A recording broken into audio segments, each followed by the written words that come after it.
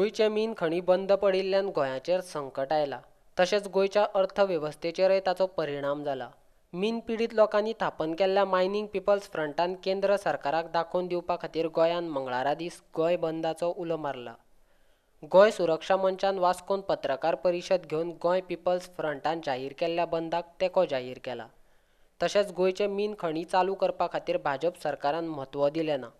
तांणी फक्त हो विशय तसोच दवरलो असो आरोप गोंय सुरक्षा मंचाचो युवा अध्यक्ष नितीन फळदेसायन केला। तशेंच गोंयच्या लोकांनी बंदान वांटेकार जावचे असो उलो मारला।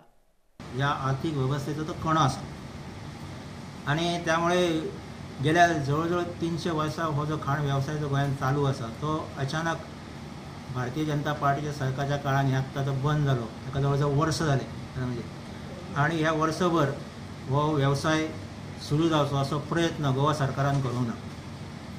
खरें म्हणजे ह्या व्यवसायाचेर आधारीत जवळजवळ 3 लाख लोक हे सगळे आसात, हे सगळ्या एकूण मायनिंगच्या सगळ्या एकूण वाठारांत। आणि त्यामुळे खरें म्हणजे ह्या सगळ्या मायनिंगच्या वाठारांत जे लोक आतां जे एकूण सगळे सोंसता हे सगळे खरें म्हणजे तांकां प्रस्थापीत करपाचें काम जें आसा हें गोवा सरकारचें आशिल्लें, पण गोवा सरकारान हें मात्र केलें ना आणि गेले वर्सभर टोलाटोली करीत आसा। आयज आमी करतले, फाल्यां करतले, आयज हेका मेळटले, फाल्यां तेका मेळटले, अशा प्रकारचे गोंयभर गोवा सरकार हे ह्या सगळ्या कामगारांक फसयत आसा।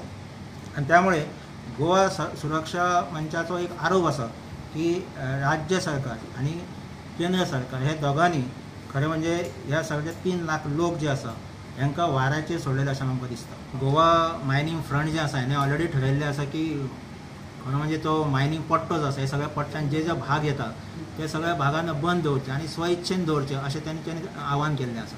त्याच प्रमाणे गोवा वास्कोन सुद्दां तशाच पद्दतीचें आव्हान गेले 2 दीस पयलीं केल्लें आसा।